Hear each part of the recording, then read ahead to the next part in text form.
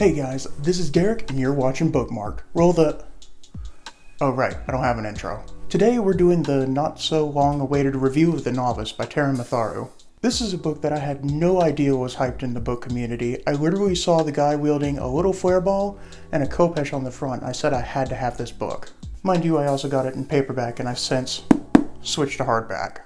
That's how you know I'm enjoying a series. So not only have I bought the hardback of The Novice, I've gotten the hardback of The Inquisition, The Battle Mage, both sequels, The Outcast, which is a prequel, and then of course the companion, The Summoner's Handbook, which honestly is one of my favorite things, but we're going to get to that later.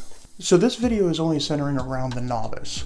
I might do the sequels in a new video, or I might do, like, let's say The Outcast, since it's the most recent novel. However, right now I'm just going to talk about The Novice. I'm going to do it as both a spoiler-free and a spoiler review. So this first initial part, we're going to be doing completely spoiler-free, and in the part 2, we're going to be doing all the spoilers. The Novice has been described as a Lord of the Rings and Pokemon mashup, and while I do think it's a bit simplistic, meaning that it borrows elements from both, I can see how that's a very accurate description of what goes on in this book.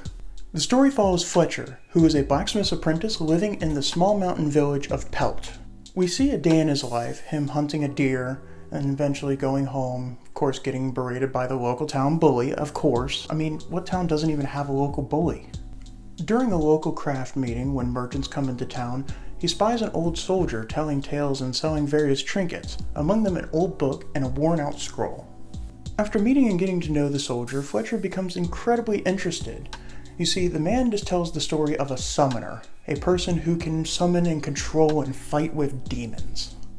Now these demons vary in all different shapes and sizes. There's bird demons, there's cat demons, there's golems, and all of them have really fancy names. Let's be fair, it's really kind of difficult to remember them aside from, a golem, or the canids, which are the dog-like demons, except they have 4 eyes. That's kind of where having the handbook comes in handy, but if they go into an accurate description, and at the end of the book there's a glossary of all the terms used, so that way you can kind of make sure you don't get all muddled. Eventually he's able to summon his first demon, Ignatius, and the interactions between Fletcher and Ignatius are both adorable and almost heart-poundingly tense, because you have to realize that this is a demon, and we still don't know the full extent of how demons are controlled. So there are times where Ignatius will flat up ignore Fletcher, and then there's other times where Fletcher will figure out a very, very, very primal way of communicating with Ignatius in order to do things like start fires or cry for help. Another character I really liked in this book was Othello. Othello is a dwarf, and dwarfs in this book are considered to be one of the underclass. If you're a dwarf, then you have significantly less privileges. You have to go to the king if you want to have a child, and it's actually really, really disturbing and accurate look at how racism can be portrayed in fantasy well. And we definitely don't see any kind of, that could be hatred against dwarves. No, it is flat out, it is direct, it is in your face. Which I find kind of refreshing. If you're going to depict racism in a fantasy culture, you kind of don't want to stick with the, we don't serve your kind around here. Otherwise it just feels like you don't like the look of their face. Whereas every opportunity it gets, it actually shows the effects that this racism has on the dwarves, to the point where they even have their own shops and stalls that only sell to dwarves. Of course, dwarves are still considered useful, considering they're the only people who knows how to create the ever-valuable musket in this society. So if you want guns, you have to accept the dwarves. We see that the dwarves don't like the situation they're in, that they're actively trying to change it, and we see both sides of the argument on how to change. We also meet Silva in the book, and Silva is an elf. The humans are currently at a pseudo-cold war with the elves, positioning soldiers on the northern front where the elves' woods are. Silva, of course, is sent down as an ambassador in order to try to broker a kind of peace as a way of maybe settling the flames. Now here's something I gotta admit, I really did not like Silva in the book at all until later when things happen, and you'll hear about that in the spoiler review. Overall, I felt the characters evolve. I felt events actually have weight. I felt arguments being made for all these various different issues that are coming up. Is Fletcher going to be able to make it as a summoner? Are the dwarves going to still have freedom? Is there going to be another war? Is there going to be... And it just brings up so many great questions. That's the greatest part of this book, is it raises questions with you. I felt myself turning the page and going, I need more of this book. And here's where the no spoiler review ends. So from now on, I'm going to be talking about spoilers. If you haven't read the book and you want to, then yes, you need to read the book. But you may want to hold off on watching the rest of this video until you've fully read it. Okay, now that those who didn't want spoilers are gone, let's talk. I don't know where to start. Do I want to start at the very beginning, where all the drama starts? Do I want to start in the middle, where we have all these different revelations and all these different events happening? Do I want to start at the end, where we actually see some really intense battles? I don't know. So let's start at the very beginning. So I genuinely thought Didrik was dead at the very beginning of the book. I thought we'd actually have Didrik as the main antagonist throughout the book. I thought we were setting up perfectly. I thought we were showing all these antagonistic effects on it. And I really thought we were going to see him throughout the book just being a... But no, we see him killed like literally a few chapters in. What?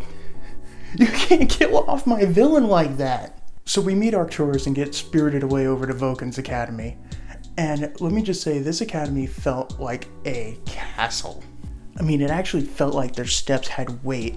And it was like walking through this echoing old castle. And meeting Scipio, oh my god, he's everything a headmaster should have been. Like, if I had to admit I had done something wrong to either Dumbledore or Scipio, Dumbledore, please be disappointed in me. Scipio, don't kill me. I also really like how they depicted the Dwarven slums, this place that we thought was going to be the most wretched of the wretched, as this beautiful tent-filled area with just a rainbow of colors, and then all of them having like an underground network under their tent. That was awesome. Because it really breaks the mold on how a slum should look.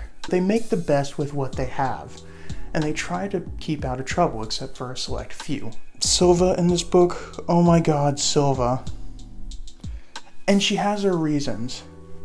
She has her reasons for being the way she is. She has her reasons for completely tossing him aside to go back to Tarkin. And who goes back to Tarkin? But it actually gives weight to her choice. She completely admits that, no, she doesn't like him either. But she's sent as an ambassador. She has to open her arms to the people who can actually manage to attain peace.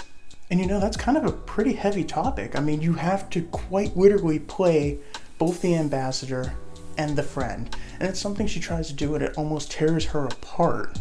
And then, of course, after the scene, and if you've read the book, then you know the scene. Or if you haven't read it, go read the book.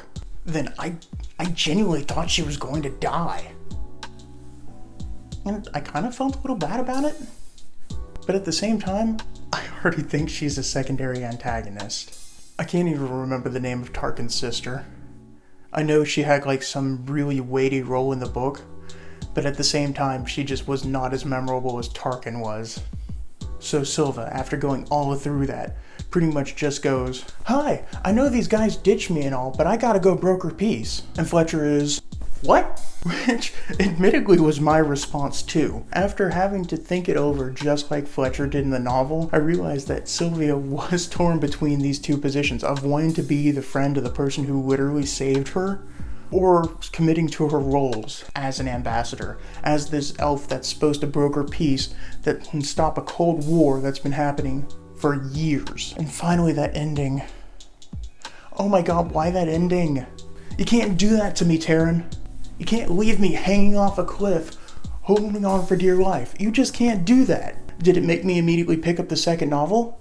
Yes. But at the same time, it really hit that one sore spot with me, which is a book can be a part of a series, a book can be a continuation, but it has to hold up on its own, especially as a first book. You can get me excited for that sequel, but you can't just leave me on an edge like that. It drives me bonkers. So for that crime alone, I am going to ding The Novice a half star. I hate cliffhangers like that. I hate when they literally just ramshot you. If I had been waiting for the next book for a year, I would have been ticked. But all in all, it is one of my favorite fantasy series.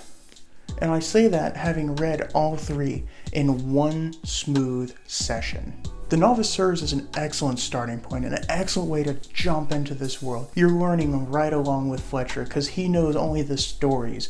You know that there's only summoners in this world. You don't know what they do. You don't know how they experience things. And in that way, it makes the world a very livable place. I also just want to say the obligatory shout out for this being a Wattpad book.